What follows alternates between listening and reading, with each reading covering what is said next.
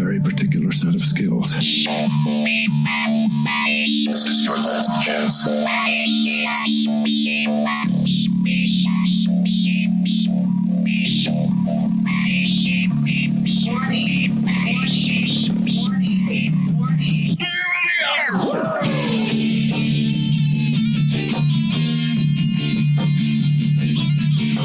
Systems accessed. Activate.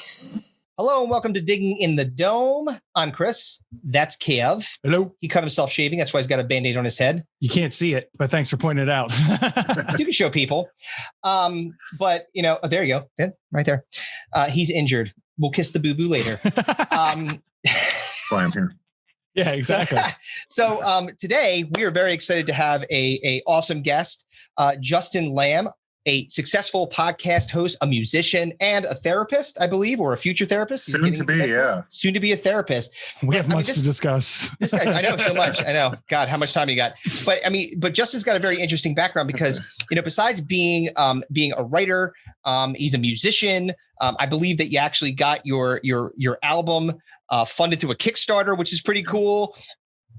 Lots of different things. It reminds me of me a lot. I just got a lot of things I like to do. All of them, you know, hopefully somewhat well, but probably mostly mediocre or poor. Maybe you're better than me. Relatable, yeah. But you know, Justin's podcast is called Friend Request. And we're going to talk a little bit about Justin's background. Please join me in welcoming Justin Lamb. Justin, welcome to the show. Hey, yeah, I'm super pumped to be here. I have so many questions for you guys too, just you right off the bat. So great, awesome, yeah. I mean, who's interviewing you? Yeah, you interview me. I'm trying to take myself out of this chair. Yeah, exactly. No, but look, like the first thing that we did is when we started the podcast, we saw all the awesome background, and the first thing that came to mind was this guy is obsessed with Neve Campbell, and I can relate. Oh, she's fucking hot. Yes. There's a history there. Well, let's start there. So, I mean, tell me about Neve. Is the history involved like restraining orders kind of history? Because the police involved. So we're going to have to end this podcast. No, you know, I think all my friends in high school at some point thought it would end up resulting in that. Yeah, well. No, it culminated from a love of horror movies as a teen, and Scream came out. You know, I think I've only seen one episode of Party of Five. I didn't really care about that, but and I saw Neve Campbell, and it was all downhill from there. These are all magazine covers that used to line my teenage bedroom wall. Oh man, many a batch has been made to those lovely things. It's a Hall of Fame over there. If you're cum, yeah, Chris couldn't save his because they're all stuck together. Well, I mean, his is on the wall, so unless he's really shooting far, that's impressive. Yeah, I ain't got that. No, that's a problem I have. I just can't shoot that far. It's target practice is what it is when I was a child. Yeah, exactly. Yeah, no, that's where that came from. Scream and Neve Campbell, and I got unhealthy. This is my wife's not super pumped about this topic. Oh yeah, she's probably like. See, I went right to the X-Men though because I'm a humongous dork. Yeah, you could argue she's not super pumped about that either. Probably not. Yeah, she's probably like, dude, come on, man. You know, this is our dining room. Why is this all out here? Get out of my space. Yeah, exactly. This is my man room. And pass the pork chops. No, so you fancy yourself an X-Men fan, I'm assuming? I'll tell you what, I'm more collectibles. I'm a 90s fan, man. Okay. I ran a podcast for like 2 or 3 years just about craft beer and 90s pop culture, and I that's my comfort zone. You know, parents divorced. My brother was an asshole. School sucked. So like my safe space was fucking action figures and awesome movies. And that's what I obsessed over and why all this shit's behind me now. Well, awesome. we're gonna make good company, man. Cause we love nostalgia here. We talk about it. Oh, I know.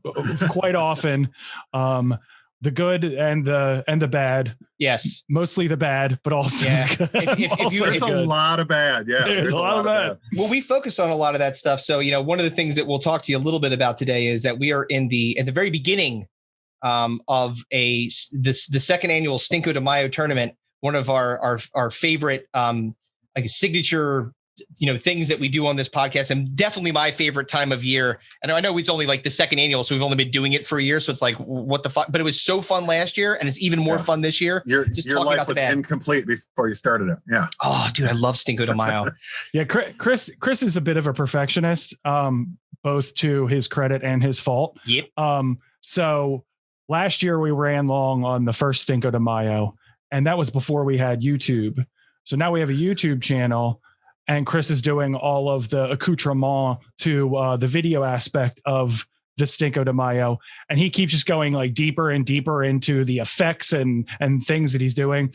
And and last week he's like, all right, it's going to go into June again. I can't do anything. Like he had proclaimed before we were going to get it done actually in May because it's Stinko de Mayo. I was supposed to be in the month of May. I was sorely mistaken based on so I have this, I have an interactive bracket that I'm using to actually kind of tee it up. I saw the bracket on the Instagram. I'm excited about that. Yeah.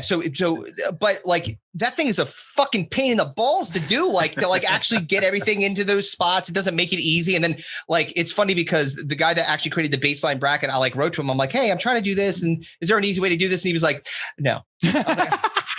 No, he wasn't going to help you, or no, there was no easy way to do it, or both. Yes.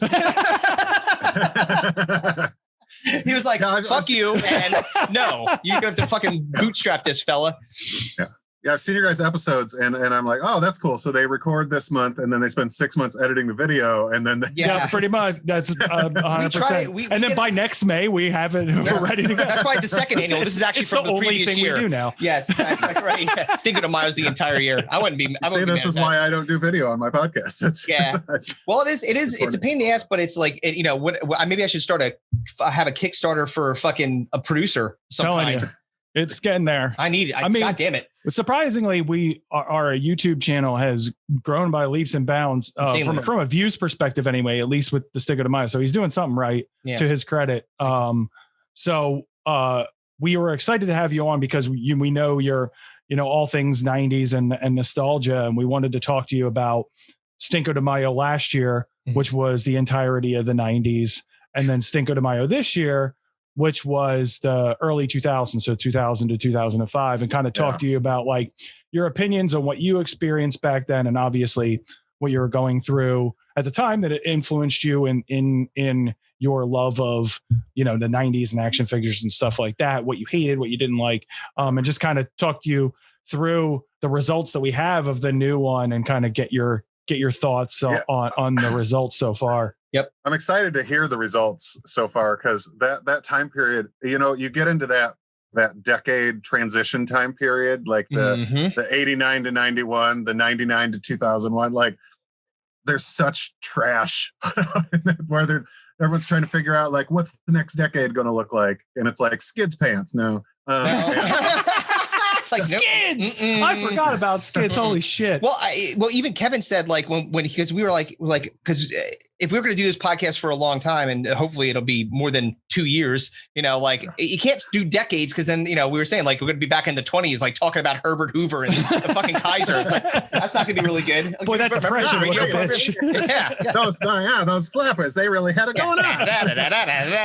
No, everyone would be like, "What the fuck is this?" Grandparents would love it. Oh yeah. I would subscribe twice. Yeah. So, but like because I was like, well, what if we just trim it down to like 5-year period? And Kevin was convinced. He's like, there's no way we're going to be able to find enough to fill a bracket. Well, it was more or less, it wasn't so much of filling the bracket as it was, there was so much bad in movies and TV just in general that we had to like lop so much of it off. Yeah. We could have just done movies and TV like Flintstones Viva Rock Vegas wasn't even in our top 10. Jesus Christ. And it's just like fucking terrible, man. How bad is this shit that we can't even get it to the point of where it had Stephen Baldwin and it didn't make the top 10. How's that possible? That doesn't even count in music, where you start 2000 with It's Gonna Be Me by NSYNC, and then you end it with Crazy Bitch by Buck Cherry. You're like, what happened in those 5 years? Yeah, that's all bad. I mean, like there's and the funny thing is you get a lot of honorable mentions. And whenever we do, I think if I was to like get the ratio of good, like when we say, the best things about something, when because we draft something pretty much every other episode or something like that. Right. And this is the big draft for that lasts a very long time.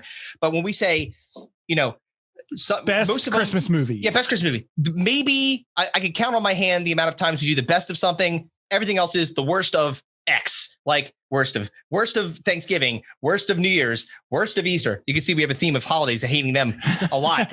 But like these guys are pessimistic as fuck. Yeah, no, we just don't like a lot of things, and we like. Well, I think it's funny to find we find the good in a lot of things, but it's also more funny to talk about the bad of things. And I'm just giving you shit, man. No, we're appreciative of it. We love it. So because we give everything else shit, so we expect it back at tenfold. Yeah, if people didn't attack us, that would be. We don't get offended. Sad to be like, oh, man, they don't care. Yeah. But yeah, 2000 to 2005 is pretty bad. But I did want to ask you. So like in the last Stinko de Mayo, and I'm gonna just walk you through here some of the fine picks that we had. Since you fashioned yourself a 90s person. Yes. Oh, yes. So here was our previous bracket. In the number one seed on the so we had music, fads, TV, movies. So music and fads, or I'm sorry, music and TV on the left, fads and movies on the right. So basically what happens is if you ever watch March Madness, the fads go through a bracket, and then the winner of the fads faces the winner of the movies, the winner of the music faces the winner of the TV, and then you have a championship match. So you're going to have something you can't have like two musics as an example. So we had our number one seed, which consequently was again our number one seed this year, Nickelback. Yeah. Oh. Found ourselves a Nickelback fan. Are you a fan of Nickelback? No. No. That was a sigh that we had to talk to them at all or talk about them. Oh yeah. Okay. Dude. We thought we found a pain point there for a second. No. What do you not like about them? They're fantastic. Yeah. This is how you remind me to be a douchebag. Exactly. Yeah, believe me, they're fucking shit. Then we had Creed. That was number 2, which was also number 2 in 2000 to 2005. I mean, it's amazing that the staying power of these shitty bands just charging through. I can't.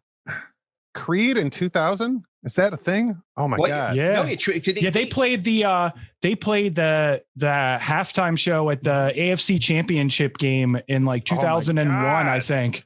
Yeah, so they were still very much a thing in the early 2000s. They've been bad for a very, very long time. It was probably about 2 or 3 years into 2000 when they finally met their end, but they were still a thing. Watch that performance too. Oh, that's man, when, it's really bad. What's the lead singer's name? Scott Stapp. Scott. I was about to say Michael Stapp. Yeah. When he like from show up on stage wasted, and that was like the downfall. Oh yeah. Yep. Yeah, I mean, even sober, that guy sucks dick. Yeah. So band sucks dick too. Terrible. Spanning 2 decades of terrible. Yeah. Is Creed. God. So can you take me higher? Ooh, geez. Actually, I think it was the last episode or 2 episodes ago now. I presented this with Kevin because we were seeding Stinko de Mayo, and I told him, I said, okay, because imagine, okay, I'm going to give you this Faustian deal. You tell me what you would do.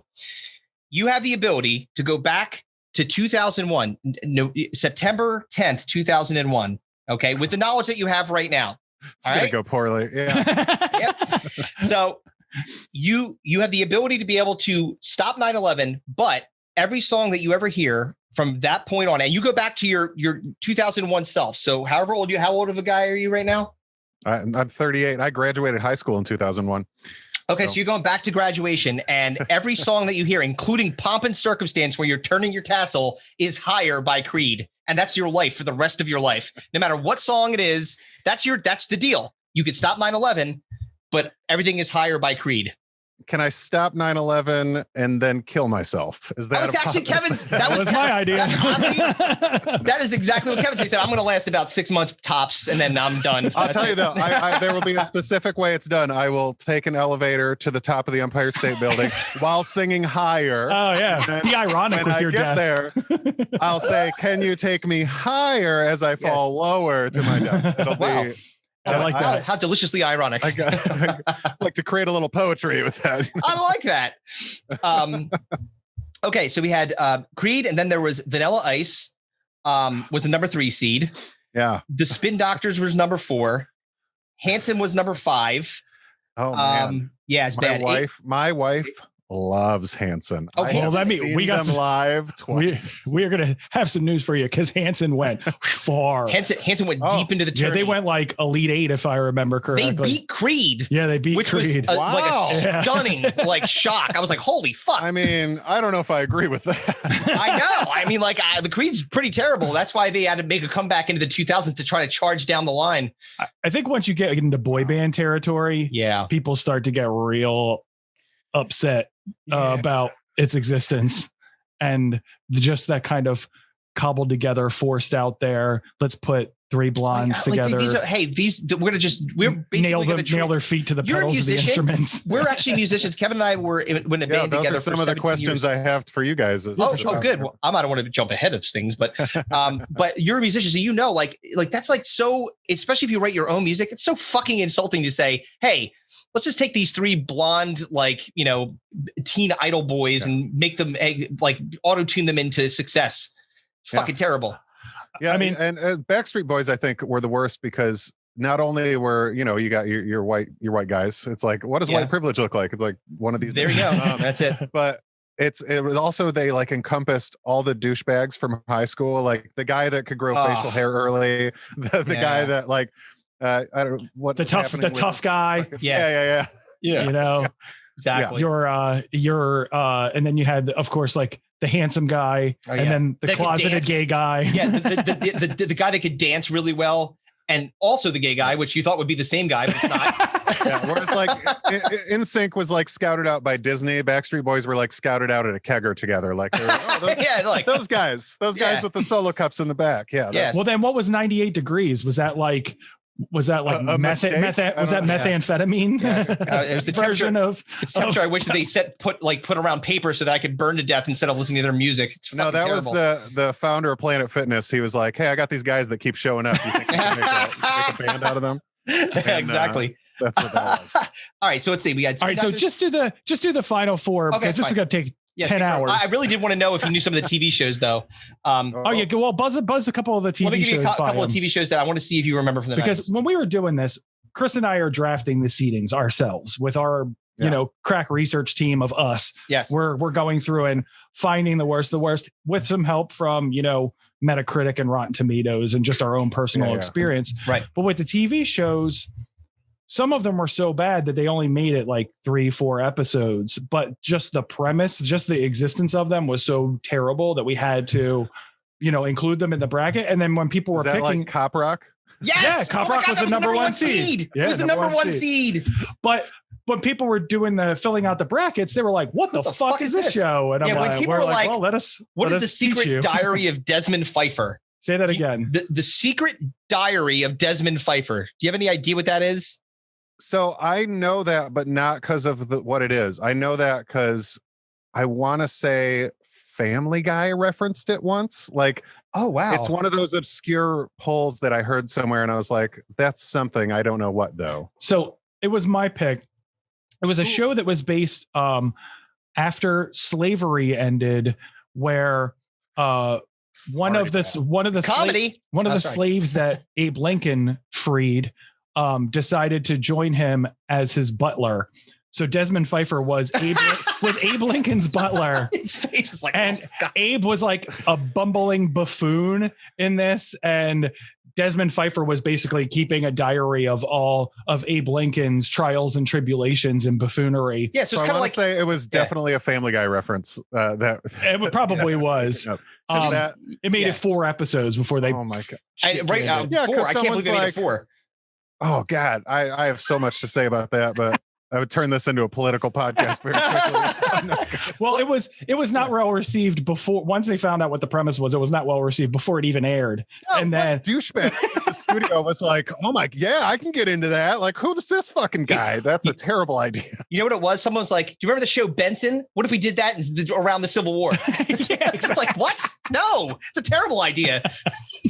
Well, Chris had one in the same realm. You want to share your pick that was in the realm of tiptoeing the racism line? Oh, you mean Homeboys in Outer Space? Oh no! Oh no! That was a TV show. That's the appropriate reaction. Oh no! That was so many things in the 90s. I just saw Eureka's Castle commercial. You guys remember Eureka's Castle? Yeah, I do remember that. I think it might have been Nickelodeon, but it was all the little puppets and everything. And I guess they like collaborated with Pizza Hut for some puppet toys, and the commercial was like hip hop Eureka's Castle. And I was like, why did they do this to so many things in the 90s? I don't know, man. They tried to hip hopify everything. Yeah. And then in the 90s and early 2000s, because we ran into that in our newest measure of Stinko de Mayo. And that was really shocking to me too. Like when we started doing the research for this, the 5-year period of 2000 to 2005, I was like, we really didn't make it that far, like up to that point, because there's some shit in there. You're just like, what the fuck? Yeah. Like one that didn't get picked, which was they were like little dolls called homies, which were basically I know they came in like the quarter machine in the store. Yeah. You were like, oh, I'm gonna collect these ethnic people that I think are super and put them on my shelf, and I live in suburbia and I'm white, and that's cool. Hey, mommy, this is Pock Pock. What does that little that drop underneath his eye mean? Yeah. I don't know. There was some terrible ideas. So much bad. So what else did we have for TV? Oh, we have to talk about the one that went to the finals, though. Oh, well, the Secret Diary of Desmond Pfeiffer went to the finals. No, it didn't. It did not? No. Oh, it was no, it was Baby Talk. Oh God. Baby Talk, which is what Baby Talk is? No. That was my pick. It was a spin-off of Look Who's Talking, where Tony Danza was the voice of the baby. Hey, Angela, give me my bottle. I shit my pants. and it was like a single mom and her, adventures trying to date with a baby whose consciousness was the voice of Tony Danza. And it also had one episode that starred George Clooney, believe it or not, back in the day. Because they had to handsome up. We have to handsome up this episode. You think that he gets mad when people bring that up? Hey, weren't you on that show Baby Talk? Shut the fuck up. Those are the best. Like, you want to come up with those random references if you ever meet like an A-list celebrity, be like, oh yeah, Jennifer Aniston, I saw you in Leprechaun. That was great. Yeah, film. She's like, man, come on. What about Friends? I was in Friends. Well, that's right. She was in Leprechaun. That's right. She was in what's that alien movie that every time Paul Rudd was on the late night show, he would bring it up. He would bring up a clip of this movie. And Jennifer Aniston was in that movie. It was like a crappy alien movie. It was like Something in Me. I know exactly what you're talking about. I'm going to think of it. I don't know. Yeah. I'll remember it. I'm using my phone right now as a camera. So we'll find it, report back. Yes. So then we had just a couple of other ones, and then we can move on from previous year's Stinko de Mayo. So we had a couple of good, the fads, some of the highlights, the Macarena, Beanie Babies, turtlenecks went far. People don't like turtlenecks, and Pogs. They were in there too. You got some Pogs been there. Are they Alf no Pogs? fucking way. You got some Pogs. Yeah, we got some Power Rangers Pogs. Nice. I think I found those at an antique store. That's amazing. Most Pogs were cardboard, so finding ones that survived not being warped and falling to pieces is actually pretty rare. I went to the flea market. Fucking obviously, right? And I was looking at this bin of just random junk, and at the bottom, the whole thing was just lined with fucking Pogs. That's amazing. Like, oh, wow. This is a fortune.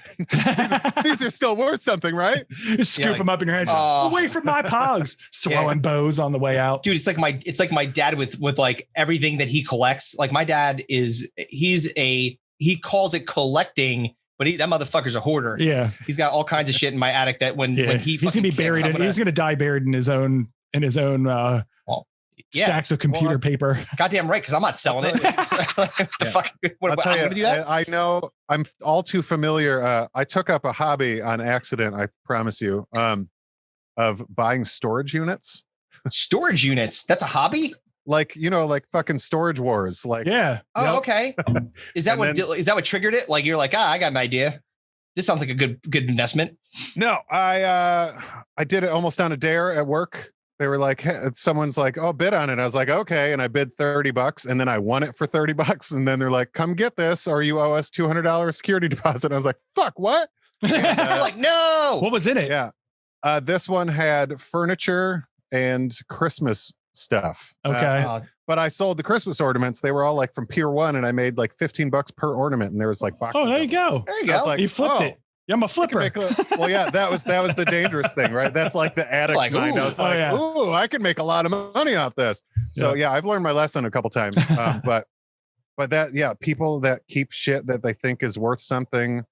I keep telling my mom, like, hey, I know you got like 20 years left, but if you could get rid of this shit now, that would really save me some. Yeah, it's like, seriously, I don't want to have to clean out that attic. You kidding me? You know how many times I've been in that attic and I've jammed my head on a roofing nail that's like out of it because it's like one of those like because you're climbing over stacks of your dad's crap. Exactly. I'm tripping over my sister's old trumpet and smashing my head into a fucking nail. That's great. That's what I want. Time for your tetanus again. Yeah, exactly.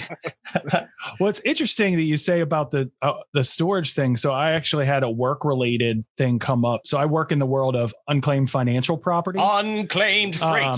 Do I have anything coming to me or what? Did you look that shit up? Well, I mean, surprisingly, there's a lot more Justin Lambs out there. I think I found a beat poet, a drag race driver. Don't get me started on this shit. All these fuckers are like 22, 23 years old. I was like the only Justin Lamb doing anything in the public eye for fucking decades. And then these guys like, hey, I'm a stand-up comic from San Francisco. I was like, fuck you, man. Now I got to worry about domain names and shit. Oh, Come yeah. on, 38 years old. So you'll be unhappy to know who our next guest is. Yes.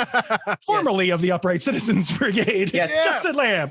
Justin Lamb. Yes. No, so financial unclaimed property works different than physical unclaimed property. But we had a client who contacted us who bought out another company, and that company deals in storage units. And they had a bunch of storage units where people just stopped paying for them, either because they died or they moved and just stopped paying the bills or whatever it was. And inside them, these were there was a bunch of artwork, and some of it legitimate. And they were trying to figure out, what do we do with this stuff? So when it comes to artwork, you have to like temperature control it. Like you can't just throw it in an attic or in a basement somewhere. So they're using so this company that is our client, they're like, we're spending thousands of dollars a month just to store this shit that we don't know what to do. We can't turn it over like to the state as unclaimed like you can with financial property without going through some legal mumbo jumbo to try to find who actually owns this artwork. Can you help us find these people and these pieces? It was really crazy because I never thought that, from the storage unit world, because our client bought this, that they would have access to just create paintings from the 1920s and stuff like that. You used to be great. Justin's gonna be like, any of these belong to Kevin Hartman? You're like, yes, I think this one's mine. Exactly. Well, did you guys see that branch off on a tangent, but that Netflix documentary that's out right now about the art theft in Boston? Dude. So I got to tell you, I was about to be like, were any of those in there? Maybe. That's a good question. I got to go back and look at that manifesto. Manifesto. That's a different documentary. Yeah. Shut up. That's my own private documentary. The one I produce and play in my head. It's really good. Yeah. My wife and I are watching that documentary, and one of the pieces comes on screen. They're like going through each one to show you that the ones that are stolen. And we both look at each other and pause it, and we freeze for a second. We're sitting there in the living room because we did this gallery wall up in our dining room. We got our new house, and we picked up these random paintings at antique places and flea markets, just $10-15, but with a cool frame. And one of those fucking paintings that's in that video is hanging on our wall, and we're like, holy shit. What? So we pause it. We both run upstairs. We take it down. I'm looking at the back of the frame and shit. First we're looking at the front because it's oil on wood. And I was like, that's rare. And I tap it. And I was like, oh fuck, this is wood. And I there was a good 2.5 minutes where we're like, we have a $10 million piece of art that's been stolen on our wall. It wasn't. It was a reproduction. But I was going to say, did you stiff arm your wife down the stairs when you're it's mine? Yeah. Someone's got a foot. Yeah. How did your wife die? She fell down the stairs. Why is there a footprint on her back? Hey, I honey, stepped on her when she was print up downstairs. some divorce papers. I'm gonna jump upstairs real quick. Yeah. It's a reproduction, sure. Mm-hmm. Yeah. Oh no, it says here on the back, leave your wife. No, it says here on the back. That's crazy. That's like that'd be like having a winning lottery ticket unknowingly hanging on your wall. That's nuts. Yeah, that's bananas. But like, but you do like, but that's interesting that you got into the storage. Like Kevin probably just like inspired you to get back into the mix now. I just got rid of like the biggest one I've ever gotten. I'll never fucking do that again. It was why? It was too much stuff. It's just like, yeah, it's just so much shit. And these people, for whatever reason, like, and I made a bunch of money off it. There was a bunch of like graded baseball cards and like I don't know, but there's just a bunch of random shit. But these people had, you know, those big like industrial clear garbage bags. Like if you ever worked fucking retail, the ones. Yeah. They had 15 of those filled with stuffed animals. Beady Babies. Shit, it took up like a quarter of my fucking garage, just stuffed animals. And every week, the garbage guy probably thought I had some fucking perversion. Like, I already put these ones. Or there's like, how many kids is this guy capturing? Jesus Christ.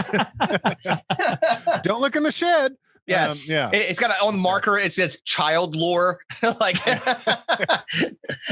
I got entertained with it at one point. I started when I put the garbage out, I'd put like SpongeBob right on top and be like, start having fun with it at some point. Yeah, absolutely. Got to do something. So I wanted to talk to you about your sobriety, if you don't mind, because I noticed that you're drinking a beer, and I'm like, all right, I know I read about many Justin Lambs in my research, but I believe that you had in my research, in learning more about you, you are sober now, correct? Yeah, and I'll be 23 months next week. 23 months, all right, awesome, almost 2 years. Yeah. This is a non-alcoholic IPA. I become like an outspoken advocate for some of the non-alcoholic beers that are available out there, because you know, like 5 years ago, it was pretty much O'Doul's and a couple of cool Canadian ones, and now you can literally, like, I just what I was drinking when I first started talking to you guys was a chocolate cherry stout. Now I got IPA. It's amazing, because like I said before, I ran a beer and 90s podcast. Like, I have specific taste in beer, and the fact that I can get some of that now without the alcohol is. It's amazing that you didn't have like the innovations beyond O'Doul's for such a long time. It's like O'Doul's, and that was it for like a decade. It's like they didn't have anything else to give you. Yeah, there was a couple. I remember my dad was a bartender at like a kind of brass rail bar at the Jersey Shore, where we're from. And there was one that was made by the people that made like St. Pauli's Girl. Like it was, no, and that's a decent. But that was it. Like outside of like O'Doul, like you said, O'Doul's and stuff like that. Europe has a good selection, and they have for years. I mean, I use good loosely now because you can literally get all this fucking awesome shit. But But yeah, I mean, there's like Klosthaler has been around for years, and that's a good one where you can actually like get some hops and shit in there. But yeah, what's it called again? Klosthaler. Yeah, it sounds like a fucking Nazi. Like someone's. It Don't go into the Klosthaler. No. Yes. You won't come Send back. them to the Klosthaler. Gee. Isn't it funny? Every German word sounds real bad. Yeah. No, it's a very ugly language. My last name is Hartman. Yes. Believe me, I know. That doesn't sound that bad though. It does if you go Hartman. Okay. Yeah. Point taken. So what made you decide to get sober? I especially since you too many kids. Hence my stuffed animal collection. Exactly. How do you think you got them all? No, I mean, fuck, decades of shitty decisions. I didn't have like a bottom. I didn't get like pulled over. I drank and drove before, and that was, thank God I'm fucking white. Yeah.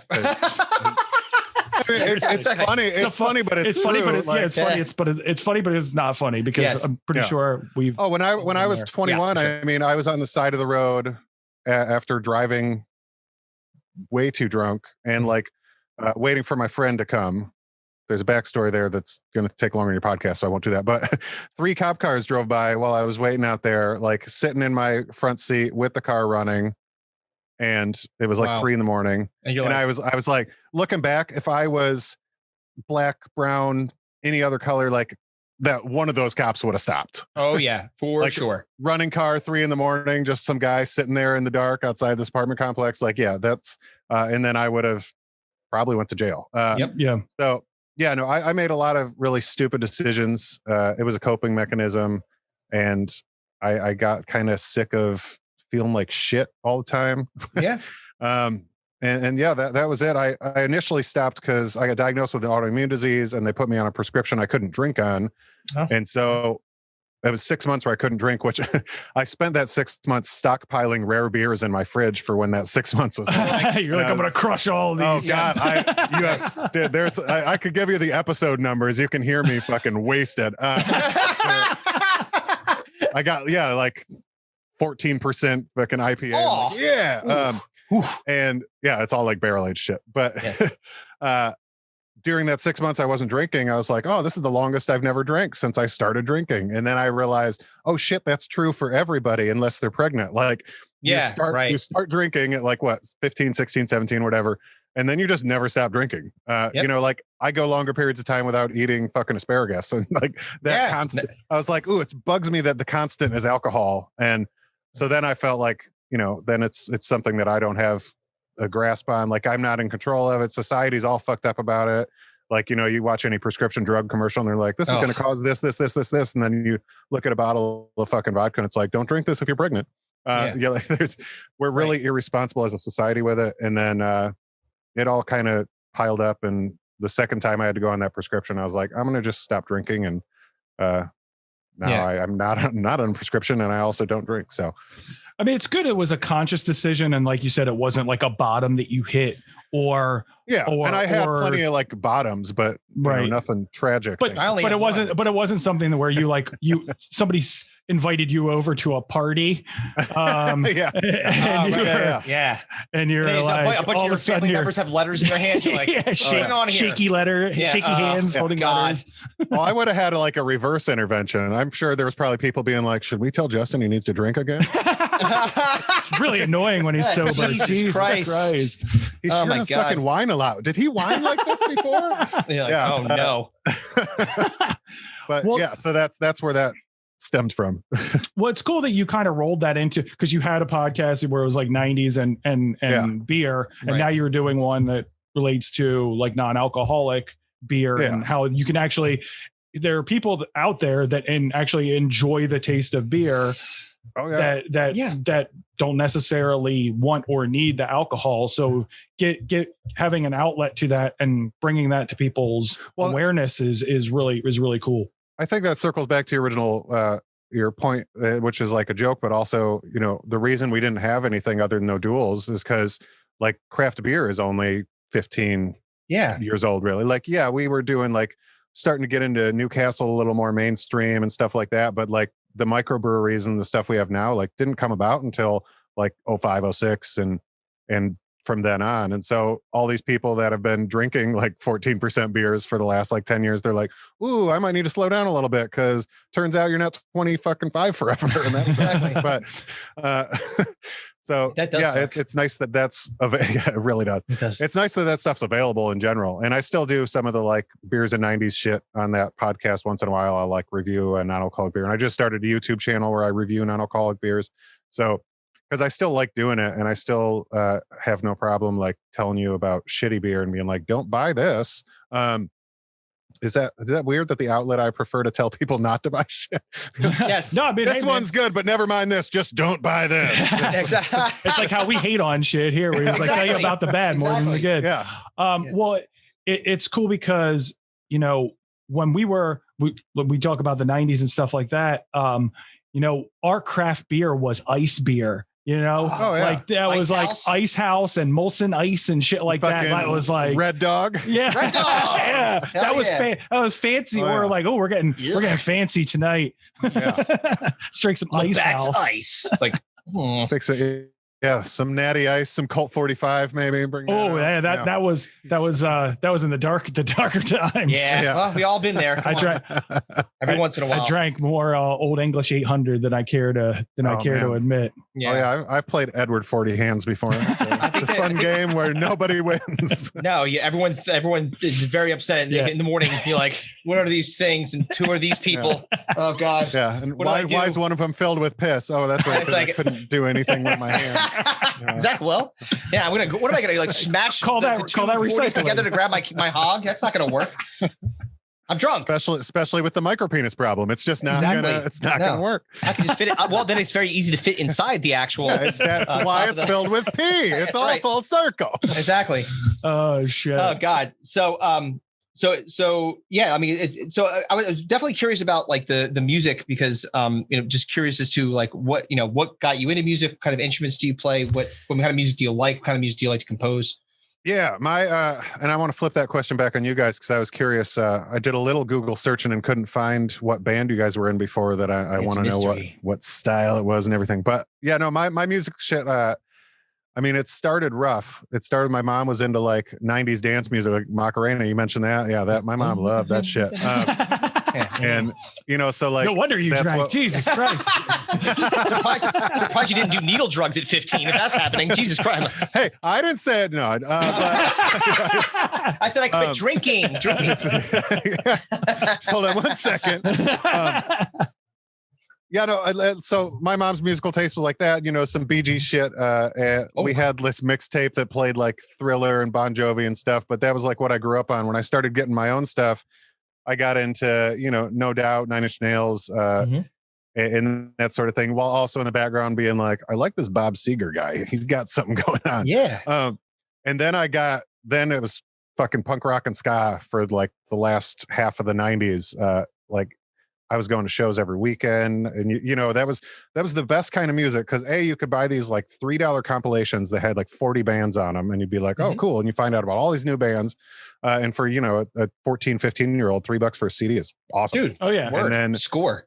Yeah, and then you go to these concerts, and there's like 3 openers, and you learn about all those bands. And most of them end up like headlining a tour in a couple of years anyway. Like you'll see like Boss Tones open for someone, and then it's Boss Tones, and then Real Big Fish. It's really, and then it's just this. It's funny. I describe the punk rock kids as the most inclusive, exclusive club ever. Like, because you can get in there because you're an outcast, but then there's all these little segments like, oh, you're a fucking poser. Oh, you like that band? You're like, everybody hates everybody. I mean, it was just a lot of. Yeah. So I got into punk band in high school, and that like lit that fire because we did shows, and like, I was the front guy, and I was like, this is fucking awesome. Yeah. So you have a Misfits shirt on. I love that. That's one of my first shows was when they got back together and Michael Graves is the lead singer instead of Danzig. Awesome. And they did that tour, and I was like, oh yeah, this is great. And it was all the songs about horror movies right at the time when I was yes, the Scream and shit. I was like, yes, this is all very good. Sing more about Neve Campbell. Yeah. that's a song. Yes. But I loved it, man. And my mom, of course, was like, "Are you doing drugs?" And I didn't even drink or anything till I was almost 18. But my mom, you wear band shirts like this with a fucking skull on them. Your parents are like, "Oh my God, it's heroin. What's going on?" It was either the devil or drugs or both. Yeah, yeah. Some shit never changes, right? You go from fucking Kiss in the 70s to the Misfits, and it's parents, man. But they suck. Then. Once I got the taste of being the front man, I got an acoustic guitar from my grandma, and I started really veering my taste into that. Like I went through a Dashboard Confessional phase. Nice. Oh, okay. Right on. I got heavy into John Mayer, which I still think he's like one of the fucking best musicians of our generation. Quality on social media too. He's fucking hilarious on like Instagram great. and shit. And he's a big comedy fan too. He like is always going to the stand and like and actually I think that the Comedy Store and stuff like that. So yeah, they talk about John Mayer a lot being like a friend of the comedian, which is pretty cool. Yeah, it's cool to see someone like that could make a song like Your Body is a Wonderland, but he's not like that douchey. Which is hard to pull off because there's a lot of people that almost comes with the territory. You can almost see that. The guy who brings his guitar to the party. That guy. He's like, I didn't know anybody. I'm going to get some puss tonight. Yeah. He's like, hey, we got music. Don't worry about it. No, that's all right, man. He's like, bing, ding, ding, ding, ding, ding. I'm going to play an original. You're it's like, God damn it. It's like, that never paid off for me. I brought my guitars to a lot of parties. Never. I also left those parties with my guitar. I was going to say, I hope you got the Belushi treatment from I gave my love a cherry from Animal House. El Kabong it onto a step. Yeah, it would probably be someone else's guitar. I borrowed a lot. So yeah, it's like, oh, sorry, Chad. That's really cool that you were into that, because we were into a lot of the same stuff. And to answer your question, our band name was Desiderata.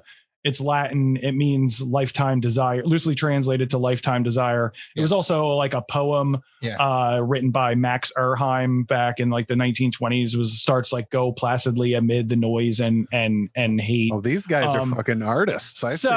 We were very much influenced by bands like 311, Chili Peppers, Rage Against the Machine, Beastie Boys. That like kind of like alt rock with a side of hip hop. Yeah. The Roots. And when we started, we wanted to do originals. Like we grew up at the Jersey Shore and moved to Philly when we were in the late 90s, early 2000s. So we had the opportunity. I don't know how much you know about South Jersey, but at the beach towns, it's all at the beach towns, all the bars, all they want are cover bands. They don't give a shit about original music whatsoever. I played 4-hour cover sets for 12 years. So that's all they want. And we kind of avoided that to our detriment and also financially, our success. for sure. They're like, hey, we'll give you $2,000 to play songs that you hate.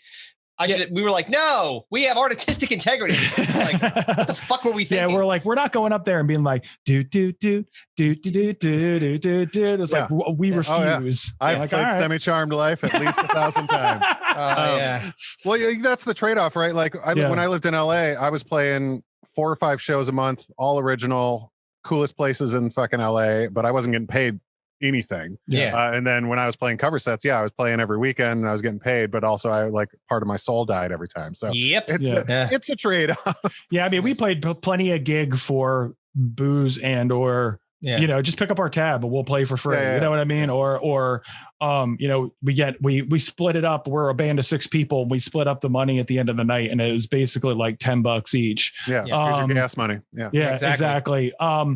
But as we got more and more popular and we were picking up like headlining gigs and we kind of had like, I guess what you would consider, local bar residencies where they would be like, oh, you're going to play every other Saturday or every 4th Saturday or whatever it was. And then we started playing in other places and picking up steam there. And then we were playing in New York and then people in New York started recognizing us and realized, and then all of a sudden we started playing CBGBs. I heard that in your episode and I was like, that's fucking cool. And it was weird because it's like, we're sharing the stage with giants or sharing a stage that was shared with giants. And we're like 22-year-old kids, 23-year-old kids and like barely know what we're doing. We loaded the drums in my Escort station wagon to like be able to get up there because we had to put everybody else in the band and the few fans that we brought with us from Philly. So it was just like, we were fully unprepared for kind of the next stage. And it was like, and then we got then we had like an indie record deal in front of us. And they were like, they very much wanted us to be like the next, like Linkin Park. You know what I mean? Like that was really huge. They were huge at the time. They were from New York. Like, it was like, that was really where they saw our kind of vibe and sound and stuff like that. And we were like, we like that music, but we don't want to kind of pigeonhole ourselves into that genre. We want to do other shit. We were leaning more hip hop than hard rock at the time, even though we had those hard rock influences. And, it got to the point where then the infighting started with the band. Once the record deal, once there was money, actual money involved, not the $10 gas money. We didn't give a shit about that, but they were like, oh, this is actual money. They were like, oh, you're going to pay us, $25,000 to, start this thing. And then I imagine that's where you find out like who wants to make the music and who wants to make the money, right? Like, yeah. Because there's part of me now, especially being like 38 years old, if someone was like, hey, I want you to, just play Semi-Charmed Life every Friday, and like I'll pay you this much, I'll be like, fuck yeah, bring it up. Like, yeah. I'll pay. I'll play 3 chords over and over again, and so fucking 5 people. Easy money, dude. Come on now. Yeah. But if you would have said that to me when I was fucking 22. I'd have been like, no, fuck you. Like, I have this song about this girl that broke my heart, and you guys have to fucking hear it. Exactly. I want you to hear about my pain. Well, we would integrate covers too. So it wasn't like we were fully against it. No, I mean, we would do like medleys too, where we go like a verse of 4 songs in a row and just fold into that song and stuff like that. There's a video of us covering Beastie Boys. It's on YouTube. That's pretty awesome. Yeah. And so we weren't against it. We just didn't want to be defined. Like that was what we were going to be. It was like, okay, you're a cover band now. You're going to, go and play these shows. You can only play covers, and that's all you're going to be. You'll make way more money. But because we knew people, like lots of our friends like that were like the guys that were in the Fuzzy Bunny Slippers as an example, like, or Mr. Green Jeans. Like these are people that they were like sure staples. But they were never anything but cover bands. Like they were killing. Yeah, making tons of money. But they would never write their own stuff or anything like that. Yeah, I think that's like the difference between studio musicians and just like bands and artists, because studio musicians they're probably some of the best musicians out there. You go into those people that can go into a studio and you're like, hey, fucking Frank, I need, E minor, do a little flourish, and then, fucking fuck around down here. And he's like, all right, cool. And he can just do whatever. Yep. Those guys are fucking geniuses, but they don't care what they're playing. But then you get the bands that are, working that whole time for that one specific thing. Mm-hmm. They don't want to give that up just because someone fucking waves a contract in front of you. Like, well, right. And then like it too, like I like the thing that was, and I've been in tons of bands. You've been in bands too. Like it's like you just get when you got something when you haven't played. Like we separated from that band for a bit, and then we got back together, and that's when we actually wrote the album that we released on iTunes, and it was strange. Like we got back together in the same basement that we had always practiced in. We plug everything in. And it had been, I don't know how many years had we been? It had been at least 2. At least 2 years? Yeah. Somewhere instantaneously, we're back right where we were. Like it was unbelievable. It gave me goosebumps. It gives me goosebumps right now just thinking about like the idea, like being able to get there and just because you don't know, like 2 years removed, do we still have that chemistry that we had before? Do we because I mean, there's some kind of an energy that occurs when you're playing music with people that you've been playing together for a long time and you got that level of connection. It was just really cool to say, okay, we could just jump right back in and we'll be like, we never stopped. Well, our lead guitar player ended up having a bit of a drug and alcohol problem and put his arm through a garage window and sliced his arm from his wrist to his bicep and can't play guitar anymore. So that kind of hindered our return to prominence. Damage. That was the end of that. I get jealous of when I hear about the chemistry stuff too, because I always struggled with that. Like there would always be 1 or 2 people in a band that I was like super connected with on that way, but then there would be the person that I'm not, and like that's where I would hyper focus. Like you'd be like when I was in a punk band in high school, like my bass player, he was fucking pothead and like doing psychedelics and shit, and this is before I did anything, and I just couldn't fucking relate to him, and he was always like so mellow. And I was so like, that I was like, I don't like, he probably thinks I'm fucking crazy. And so there was always like, I'd be on stage having fun, like guitar player, inside joke with the drummer. And then I'd turn and be like, oh, okay. I'm going to avoid eye contact with you. Yeah. So it's just that like, I've never had a full band where I feel like I have that chemistry with everybody. And I know it exists because I watch it happen in bands all the time. And it's just, I'm always like, bummer. And now, in your fucking 30s, like getting other people together on any sort of schedule where you can even play songs together. You can forget it. Impossible. And I don't even have fucking kids. Even if we didn't have, if the guitar player didn't try to, basically chop his arm off with a garage window by sticking it through it, the ability for us to be able to even get together to practice, if that was a possibility, be impossible now. Like we live, the closest person is maybe in an the city. hour away. Yeah, hour. Yeah, about an hour away. So it is. It's like, but things don't work out for a reason. And we had great time when we did it. And it was like a great experience. Like we got to play, he said CBGB's the Elbow Room. We got to play all, in different parts of the country. And you go to Virginia and in Colorado and Florida and, or I don't know if we've been to Florida. I feel like we have, but I probably just invented that in my brain. Just to be able to like just go and do that stuff. Yeah, I mean, people don't. I don't think people appreciate just how hard it is to form a band and become successive. Not an original one, no, and impossible, and nearly. We'll reveal to you and to the world. We have a guest coming up on a future podcast, who is the guitar player from Candlebox, Brian Quinn. Oh yeah. He's going to be on the podcast soon. So, I mean, Candlebox is huge in the 90s. What I mean? They played Woodstock 94.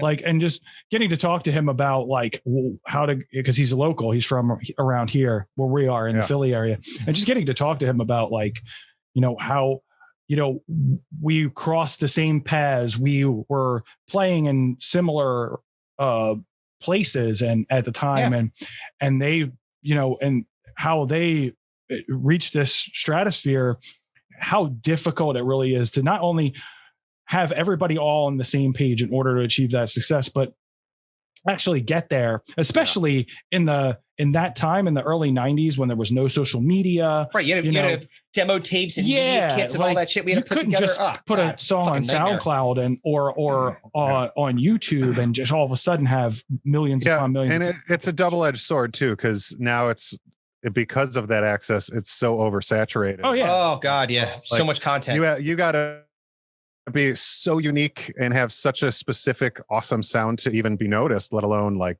do anything with it. Unless you want to just like show your asshole on TikTok with that soundtrack and be like, oh, that song from the asshole video.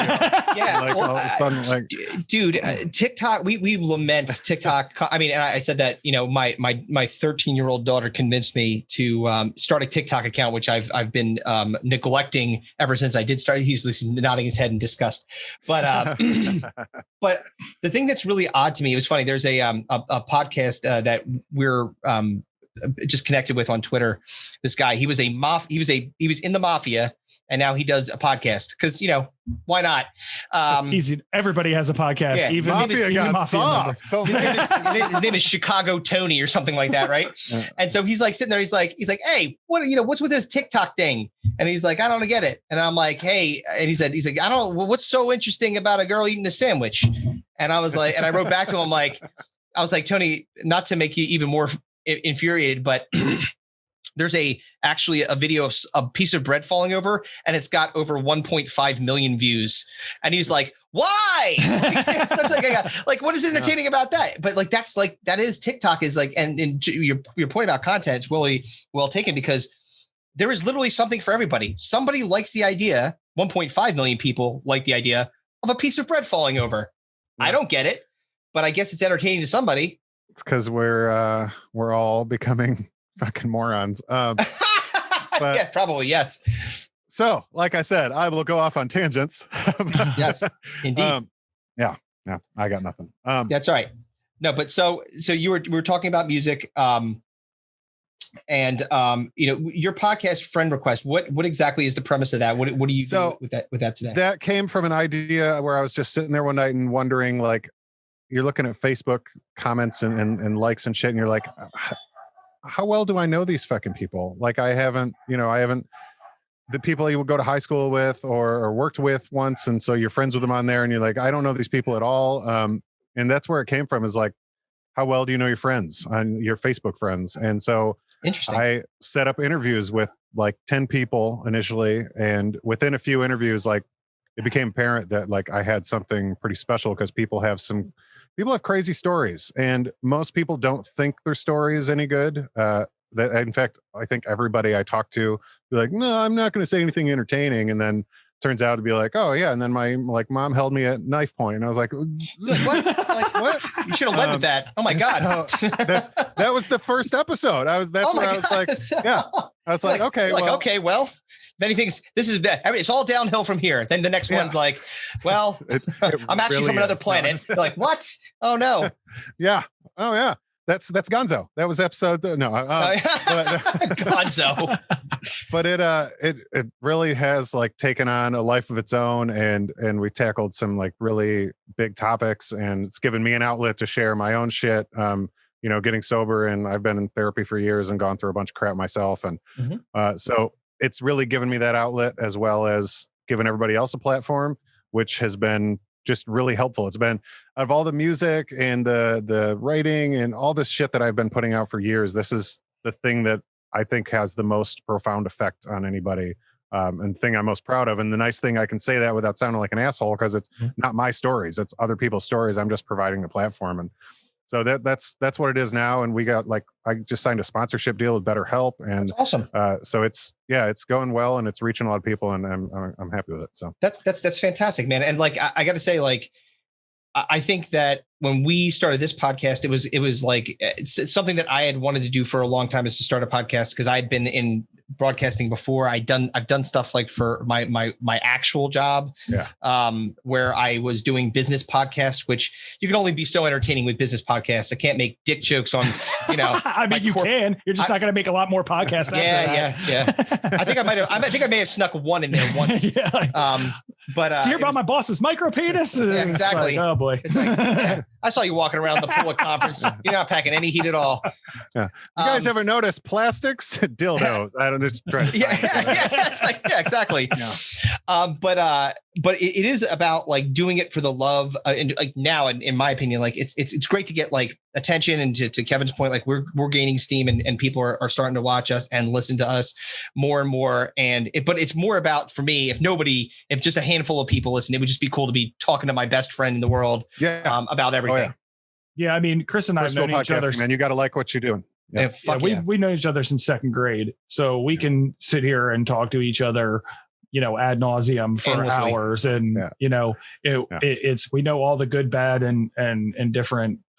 So it's easy for us. It's sharing the stories and the people and the things that people can relate to, and that's why we talk about the things that we love and the things that we don't love. And sometimes we get people that love a certain thing and that we say we hate it, and it doesn't mean that we don't like them. I'm like, I love dumb shit like that people hate. Why do you think I kept my mouth shut when you mentioned Linkin Park? He's like, I love Linkin Park. I love Linkin Park. It was just we didn't want to be the next Linkin Park. You know what I mean? We wanted to be the first us. I was just giving you shit, man. I know. I get it. No, but along that same line, during Stinko de Mayo this year, one of my picks was Papa Roach. Cut my life into pieces. I was like, I love that song when it came out. I'm like, yeah, but tell me one other thing that they did was of worth. And you ever see a picture of them? They look like fucking douchebags. They have another song that I really like, and I can't remember what it was. Exactly. It was off their second album, the album after that. Yeah. The one with the. I think the operator, or the keyword there is you don't remember what it was. Yeah. Stitch my pieces back together. Same fucking song. Yeah, different language. It's our irony album. It's called Puzzles. And it's, exactly. Really great. Fucking what stupid, man. I'm curious what's on the beginning roster here. So let's go for Stinko de Mayo. We could tell you the results of the first round. This will come out after that, so people will have known it. So the first matchup in music was Nickelback versus Puddle of Mud. Now I don't know how much you know about Puddle of Mud. Can I share a fun fact about Puddle of Mud? Please. Yes, please. I got a compilation. I hope it involves a bus accident that just happened within a minute, because they stink. Sorry, go ahead. Guys, this just in, the I-95. I have a compilation from Warped Tour in like 99, I think. Mm-hmm. And Puddle of Mud is on it. Ugh. And there's only one D in their name. It's not Puddle of Mud. Oh, they added a D. They double D'd it. Yeah, they didn't get famous until they double D. Oh God, got to double that D in order to get famous. Yes, I wish they would have double barreled their face like Cobain did. What they did was, and which was a disaster, and Kev and I had forgotten about it. oftentimes we'll talk about things in this podcast and then it just kind of like, it's like a throughway through my brain and I don't remember it. Yeah. But I had actually. Chris also smokes a lot of pot too, which helps. Don't judge me, judgy. I'm not judging. I'm just saying you're the one car too, son bitch. You're not going to remember this conversation anyway. So I get it. You guys, no. You guys saw therapist in my bio, and that's why I'm here. As you, we're trying to get. This is cathartic. It's 100%. No, so the point being, I had sent something to Kevin a while ago. And it was, and if you've not seen it, or if you didn't see it in the actual episode that we just one of the episodes we just recorded, I think it was the first episode of the first seating episode of Stinko de Mayo, was Puddle of Mud did a cover of About a Girl. And so wait, actually, you know what? Since we have the capability of doing this, how would you like to hear it? Or see it? No, he has to see it. Hearing it does not do it justice. You're gonna, if he hangs up, it's not my fault. You're the one who brought it up, man. This is maybe the worst thing that you're ever going to see in your entire life. This is fucking awful. All right, hold on a minute. Let me pull it up here. I'm sure they're going to. I hope to God I love this. You're not. I mean, if you enjoy it, I'll be surprised. Me too. I won't judge you a lot. I might. Oh, you should. Okay, here we go. All right, let's see here. Come on, skip the ad. Let's go. Oh no, I like bath wraps. Can you hear that? Can you hear that? Yeah. All right. Well, you're gonna wish you didn't. Full screen. 28,000 dislikes. Yes. For good reason. Look at that face. Look, yeah, the face. Watch. I need an easy friend. I do. With the head to hand. I do. Make you fit this shoe. I do. But you have a clue. Stop it. Take it. Stop it. He said stop it. Stop it. He asked you to stop. You have to stop. I stopped. Hold on. Okay. I know enough to know that someone in this band, to be it the manager or a band member, had the ability to be like, hold on to this video. We're never going to release this. I think they did it live on Sirius XM. Did on Octane. And so it's just there was no going back. Bad. Yeah. Oh man. I've tried to sing songs that are out of my range. You know what I do? I don't fucking sing them. Like what is happening here? Yeah. Well, just one little more taste because he does get worse. Wow. You hang me out to dry. I can see you every night. Rain. All right, I gotta stop it. Ooh. Yeah, man, it's bad. I'll tell you what, if you muted it, I could probably jerk off to that video. But it's the faces as well. Yeah. I said that is so bad. Is that the worst? I related it to, there's an episode of Workaholics. I don't know if you ever watched that show on Comedy Central where they're having who can make the smallest face, who can make the smallest face contest. Right. And they're like scrunching their faces up real tight. Yeah. And that's what he looks like when he's trying to sing that song. Dude, when you abort, I'd be like, I'm just not feeling it today, guys. I got to see a punt. When you go to, I'm sure, like any other radio station and especially satellite radio, when you go, you have to sign a release to say, okay, I approve that what I'm about to do is going to be able to be released on air. That's what you do. So, boy, was that a mistake. They probably should have said, let's hold on to that release until after we record this. Yeah. Then you go like, hey, can I go down on someone to make it go away? What? Exactly. Yes. Oh my God. That's the kind of thing that you just blow up the entire building. You're like, fuck this. I got to get rid of this thing. Yeah, so that was my Puddle of Mud pick as the 8 seed because Chris had forgotten about that. I'm assuming that made Puddle of Mud continue on. I did not. Nickelback is so bad. Oh yeah. That the collective. And it was close. It was very close though. It was very close. Well, I'm sure you guys had a lot of voters that were Chad Kroeger victims, so they yeah, they're like fuck that. Yeah. that is just really, really bad. I'm kind of upset that you showed me it. Yeah, I mean, I'm sorry about that. So we read about how you fell off the wagon tomorrow morning. Like I just couldn't get past Puddle of Mud. Yes. It was as if they went into the studio and he's like, I've never played this before, but I got a good feeling. And you're like, no. That feeling is your confidence is misguided, sir. It's really bad. Which is just as like, how many non-alcoholic beers do you have to drink to get a buzz? I know. I know that math. It's like how much mouthwash do you have to drink in prison in order to get drunk? Exactly. I will share a fun fact on that note. Please do. Actually, will get sick from the liquid intake before you will actually get. Oh no shit! The alcohol intake. That is a fun fact. Have to drink that many. Oh, so it's like a water poisoning. Like you'd have to I think it's like you'd have to pound like 6 beers in 3 minutes or something. God like damn. That in order for the challenge alcohol accepted. to be No, I'm enough. kidding. All right, guys. I'm a doctor. Well, you got 2 hands and 1 asshole, so that's 3 right there. Yeah, exactly. Does the ears connect to the esophagus? You are opening my mind. I mean, nobody's butt chugged in O'Doul's before, I assure you. Well, I don't know that. Hey, you never know. Man. Hold on. Never underestimate what the human man will put in his asshole. They say, what do you think? I won't put that O'Doul's in my asshole? Fuck you, pussy. You need to worry about the liver when that 0.5% alcohol goes through my butthole. Exactly. It gets there faster. Okay, so then we had Creed against the Jonas Brothers. Creed moved on from that one. Yeah. The Pussycat Dolls versus Papa Roach. Pussycat Dolls mopped the floor with Papa Roach because apparently I'm the only one that doesn't. This one, go ahead. Sorry. The Pussycat Dolls are one of those things that like flew under my radar, and I feel like because of that, they probably were that bad. Terrible. Well, they only lasted about 4 years. Yeah, I knew they existed, but I couldn't tell you anything about them. I think they were just like a sluttier Spice Girls is basically all it was. It's Spice Girls with herpes. So then finally we had to round out the music. We had Train against Smash Mouth. Now, I don't know how you feel about that. That's a tough one. They were both my picks. But the collective terribleness of Smash Mouth prevailed.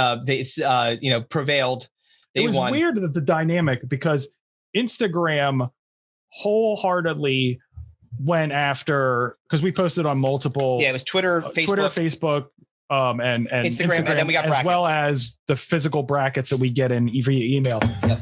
So Instagram, almost all people that voted on Instagram voted for Smash Mouth, and then on Facebook, was it Facebook? Yeah, Facebook. Almost everybody voted for Train. Yeah. So it was just odd. Yeah. Facebook users love you guys Smash should Mouth. Try to sell that data to Facebook. Seriously. Hey guys, I feel like there's something going on there. You might want to dig deeper. Because they both are owned by Facebook. So that's the point. Yeah. Yeah. It's who knows? Weird algorithm. Maybe it's because of the physical properties of Instagram. Well, you have to actually look at a picture of Smash Mouth and you're like, no. No. Yes. I think somebody once told me the world was going to roll me, that I'm not the sharpest tool in the shed. That's the modern Rickroll. You're welcome. With the shape of an L on a forehead. That's right. And you wonder why these people are moving on to the next round. So who moved on? Smash Mouth moved on. They beat Train. Okay. Yeah. Okay. So then if we go to again, TV always jams everybody up, because implicit in the idea that a TV show is bad is that it didn't last long. So people have to really remember that thing existed, or we have to explain it to people. So yeah, see, I'm gonna be bad at the TV shows of those. Everybody is 5 years. Well, I was just kind of fucked up for a lot of those 5 years and didn't watch TV. I was so. Well, you have something in common with these shows because they were fucked up too. We'll mow through them. Yeah. So Tucker, which was like a Malcolm in the Middle spinoff, it was like a other networks version of Malcolm in the Middle. Tucker versus My Big Fat Greek Life, which is, oh my God, they made that. They did. Yeah. We learned that in the 90s and 2000s, there was this trope of if they made a movie and the movie was successful, we're going to make a TV show out of it and it's going to be terrible. Yeah. Because in the 90s, we had the Ferris Bueller TV show, Clueless. The Clueless TV show. Yep. Saved by the Bell. Well, that was a TV show into a TV show, which is also another TV show now. What kind of a weird fucking nesting doll is this? It's like, yes. Yeah. And Mario Lopez is in the middle of all of it. Yeah. It's a fucking conspiracy. Yeah. It's QAnon. It's my version. The Mario Lopez conspiracy. Yeah. Yeah. My theory is that he sucks. One of the early 2000s, apparently it was the Freddie Prinze Jr. conspiracy because. Yeah. Freddie was in there. Because she's all that. Look, I don't want to get down to you, but. Exactly. Well, so we had The Trouble with Normal, which was a John Cryer vehicle. And if you know anything about John Cryer, up until 2.5 Men, everything that he tried on TV failed miserably. And that went up against Quintuplets, which was Andy Richter and 5 15-year-old kids. Yeah, exactly. Yep. Yeah. We run into a lot of that. And actually that one, interestingly, was a tie, Trouble with Normal and Quintuplets. And we had to flip a coin. That's how we decide things on this podcast. We flip coins or spin a wheel. Yeah. Leave it up to fate. Yeah. Leave it up to fate to figure it out. In case you didn't know, I'm a nerd. So we could just roll a D20 real quick. Oh, there you go. Shit. Son of a bitch. Dungeon Master Justin Lamb. I knew that was him. Hey, motherfucker. So Trouble with Normal ended up winning the coin flip. Freddie versus Listen Up, which was a show with George Costanza. I call George Jason Alexander. George Costanza in it, and Malcolm Jamal Warner. That was about ESPN columnist, based on the ESPN columnist Tony Kornheiser. It did not work out well. It was a sitcom based on being a sports talk personality. It went just like anything else that poor George Costanza tried to pull off. Ever since Seinfeld, he has not shaken that curse. He's not been in anything. That failed. Period of time gave us so many like sports shows. Like Sports Night was on at that same time. Yeah, Sports Night. I remember that. Well, that's because Sports Center was like the biggest thing ever. Yeah, yeah. You know, like that was like Sports Center. Like talking heads were like rock stars at the time. And what was the tall dude? The real tall dude's Keith Olbermann. Keith Olbermann. Thank you. Keith Olbermann. Yeah. All those cats. All right. So then we had lastly, this is fucking Normal, Ohio, which was John Goodman as a gay man in Ohio, but also very rugged and manly, versus Inconceivable, a show about infertility. I swear to God, I was my Kevin. Pick. What was the review that the one person Oh yeah, so this is so fucking funny. Oh my God. The one of the reviews of the Inconceivable show, which is based on in a fertility clinic, because nothing's funnier than being barren. Yeah, hilarious. It's gut busting. But the line that the review that this woman, and I can't remember her name, but she said, "I don't believe this baby is going to make it to full term." So if you're making a dead baby joke, cue the laugh track. Yeah, you're making a dead baby joke. God damn the show. Yeah, you don't want to open up the newspaper like, I wonder how people liked my show. That's not positive. Yeah, so that one moved on against Normal, Ohio. Yeah. So then, Fads. Inconceivable. You're going to Fads. Yes. Yeah, Inconceivable beat them. All right, so now the Fads, we had sculpted facial hair, because that was a thing, versus big, like, oversized suits. For whatever reason, I guess fucking the squirrel nut zippers really infused themselves into the culture. I think it was more. Honestly, I think it was more the hip hop than it was that that small window of swing that was involved in the 90s that led into the 2000s. I think was because if you look at like a picture, like hip hop and basketball players and stuff like that, like even like skaters and stuff like that, clothing was gigantic. Oh yeah. Like things absolutely huge. Fitted until the last like 10, 12 years. Yeah. Exactly. They had to take everything in. Yeah. So the good news is all that old clothes, if you've you're like in my 600-pound life range, you're gonna be able to fit perfectly in those things now. Perfect. Yeah. These Gencos are snug. To TLC as a nonprofit. Yeah. All right. So sculpted facial hair beats big suits by a mile. They kicked the shit out of them.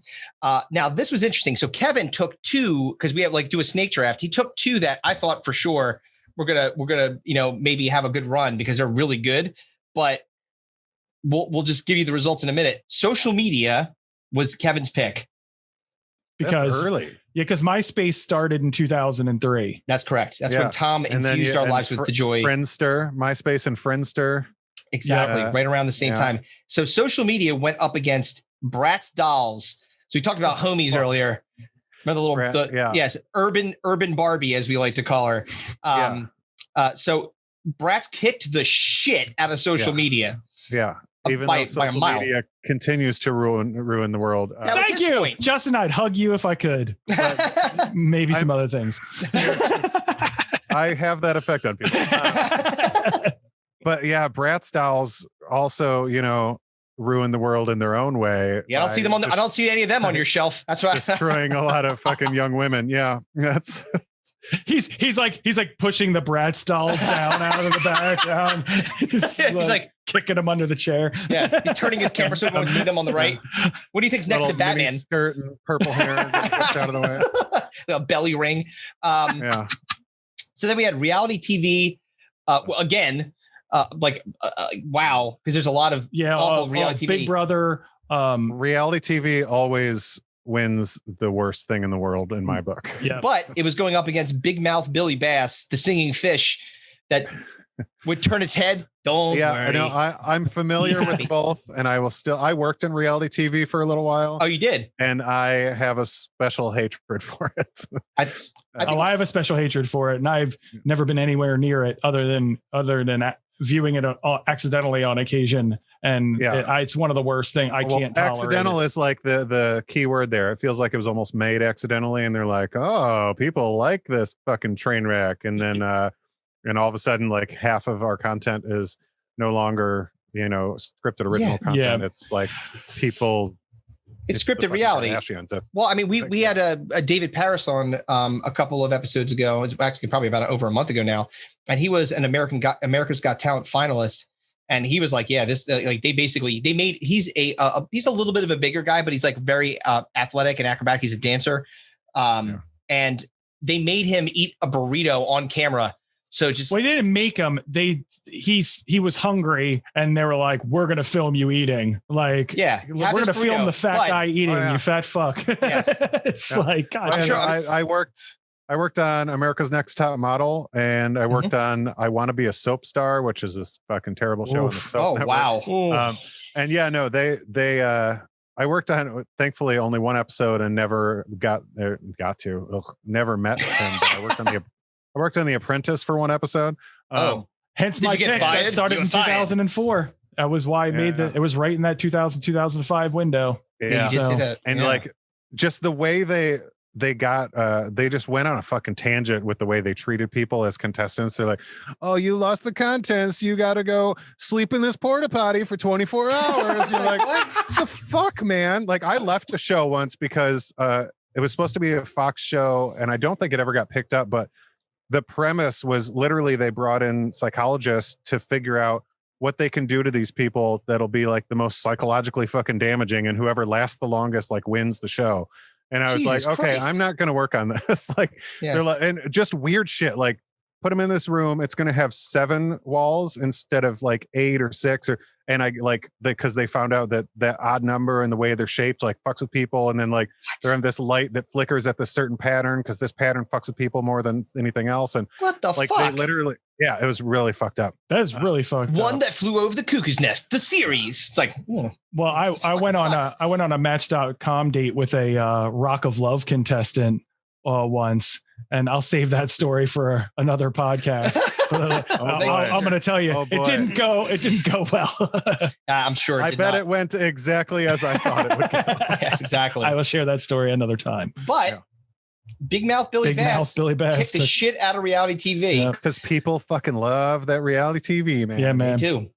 Now, then the last two in fads were molecular gastronomy, where you take basically beakers and fucking like powders and nitrogen and shit and make like food. Deconstructing cuisine, but like using science to make like fucking look at this little thing. I froze it and here to put it in your mouth. Here, pay $50 for this. Yeah, exactly. This is bullshit.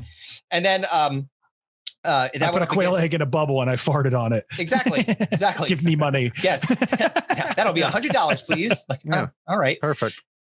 Then that went up against fashionable goggles because that was the thing. Just wearing goggles. See? Well, you brought up Can't Hardly Wait before. Yep. Yeah. Yes. That's what that reminds me of. Seth Green with the fucking, that we had that picture up in there, but fashionable goggles, rightfully so, trounced on poor molecular gastronomy. So too funny. Now the movies. Whew, there's a lot of bad in 2000, 2005, my friend. This I do know a good amount of. So okay, so here you go. Geely was the number 1 seed. And that went up against Dumb and Dumberer, which is was the, hey, we're going to do Dumb and Dumber without the stars, Jim Carrey and Jeff Daniels, because we don't want to pay them. We'll do it like as an origin story. I gotta hope Geely won out though, because that movie was just the worst. Oh yeah, by a landslide. Yeah, landslide victory. Then Kevin picked Battlefield Earth, and that went up against The Adventures of Pluto Nash. I had 2 space movies jam up against each other. Yeah. I would still give it to Battlefield Earth. You would be correct, my friend. That did in fact win. I worked at Blockbuster during this time. You're like, I know all these movies. For me, yeah. Then we had Super Babies, Baby Geniuses 2, which was actually kind of the sequel. The sequel, because we had them in the previous draft. Baby Geniuses 1, because that was a terrible movie, and that was in the 90s. So these were the Super Babies, though, also geniuses, but also super, going up against Master of Disguise, the Dana Carvey movie. Oh, yeah. Pistachio Disguisey. That was disappointing. Yeah. Mm-hmm. Yeah. Disappointing is a very nice way to frame that, because that was he did so many good things, and even that show he made that didn't that barely aired, and then they did a documentary on it. What was it called again? Was it the Dana Carvey Steve show? Carell and it might have been just the Dana Carvey show. It might have been the Dana Carvey show. There was a lot of people on there, comedians that actually had a lot of success after that. Yeah, which is not the right vehicle, I guess, for them. Masters of Disguise movie. Yeah. And then, do we know what happened to Dana Carvey? Is he okay? Should we check on him? I don't know where he is anymore. They trotted him out. Sleeps on a fucking bed of money. I'm pretty sure he's doing fine. Yeah. They trotted him and Mike Myers out to make commercials during the Super Bowl. Yeah. The Wayne's World commercials for Progressive or some shit. Oh man, sad. You're like, oh man, do we have to really do this? It's a paycheck. What are we gonna do?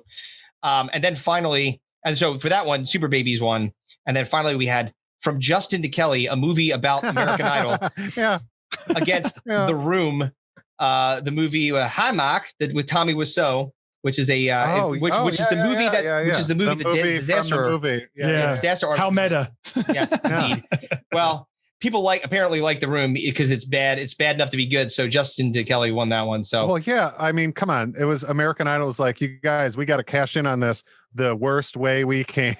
Let's take these 2 people that only one of them can sing and none of them can act, and we'll put them in a movie together. And let's make a love story about them. They're 2 star-crossed lovers who and a kind of a musical. Yes. Oh God, it's a musical. It's utter garbage. It was basically just a 90-minute American Idol commercial. Yeah. Terrible. I didn't have to see it to know how terrible. I don't often say that closed-minded statement, but I know it for a fact. Well, you said you like horror movies, so you like to be terrified. Go watch that. So, are you a big horror movie fan? Are you like a big horror movie guy? I feel like a fraud saying it now because I talk to people that are still big horror movie fans, and when it got into gore horror. The shock value shit, I was like, no, not into it. Yeah, and Saw, I don't really give a shit about Saw for the most part. The first one I thought was original. Oh yeah, interesting. Yeah, psychologically it was pretty fucked up. And then, but then there's 12 or some shit. I'm like, okay, guys, I lost count. This is not the Friday the 13th franchise. I mean, it is now apparently, but I'm 80s 90s horror, and then I slowly fell out as the 2000s went on. But and the 2000s had some The Ring was great, awesome, terrifying. Ring 2 I actually enjoyed because there's some really creepy parts. There's a part with a deer that I won't tell the whole scene, but it's just it's real fucking eerie and weird. But then there's stuff like The Boogeyman. I don't know if you guys know I remember The Boogeyman. Yeah, I totally remember that movie. So bad. That movie stunk. So bad. So that's probably in the that might come back around. That might boomerang around next time we have a Stinko de Mayo, because I think that was a garbage movie. The Boogeyman. Not very good. No, they actually just did another Saw movie. Yeah, with Chris Rock's in it. It's called Spiral. Yeah. We'll see. You're like, well. No, we won't. No, yeah, I won't see. I won't watch it. What happened to the good old days where the only people that carried on a franchise this long were like people that were doing it ironically, like Friday the 13th and Nightmare on Elm Street.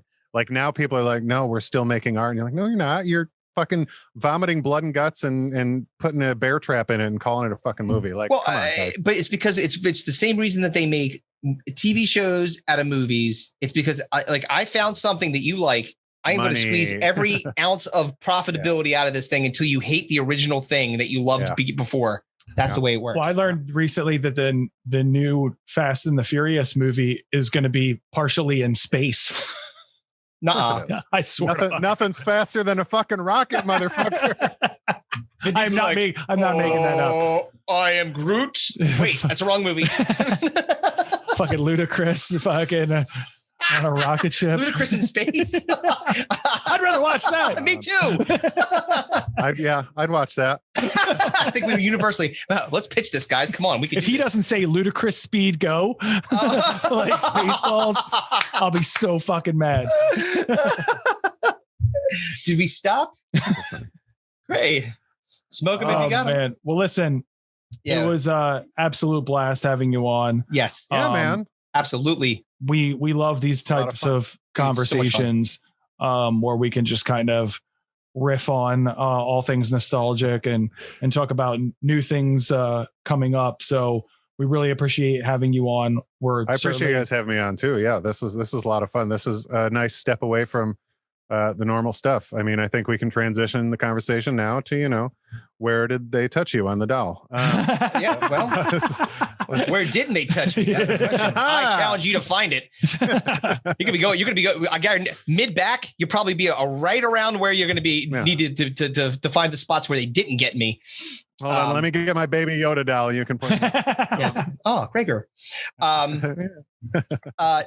Listen, everybody, go listen to Friend Request with Justin Lamb. I'm assuming that on all streaming platforms, right, Justin? Platforms, yeah, and you can follow updates on my Instagram at Friend Request Pod, and follow me everywhere at Justin Lamb Music. And what's the Justin Lamb Music? Because all the other Justin Lambs, the slam poet, the nuclear physicist, the drag racer, the terrorist.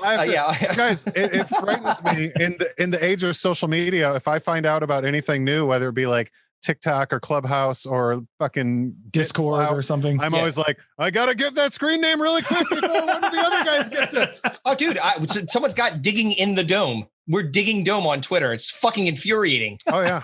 I got really mad because I tried to get Friend Request Pod on Twitter and I couldn't. And I was like, who did that? Who has another podcast like mine? Fuck these people. And then I realized it was one character too long to be a screen name. I was like, fuck. It had nothing to do with somebody else having it. It was just like, it's just too long. My bad.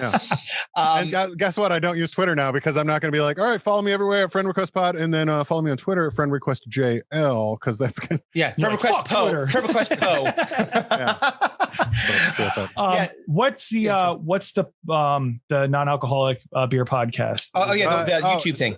Yeah, it's Beers and 90s is the YouTube channel. So okay, Beers and 90s. On there. Yeah, and I'm doing. Awesome. I already got a few reviews up there now. By the time this airs, I'm sure it'll be a bunch more as well. So awesome. Well, I guess this will be a good time to explain that I'm going to be launching my own YouTube channel called Coke and 80s.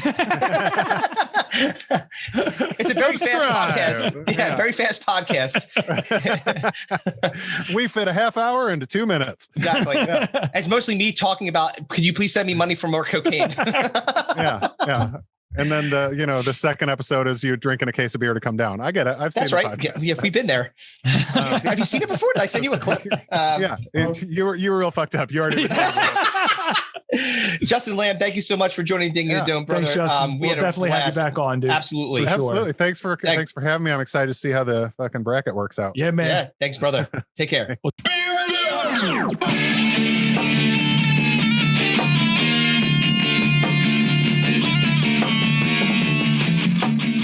Goodbye. And good night. Bang.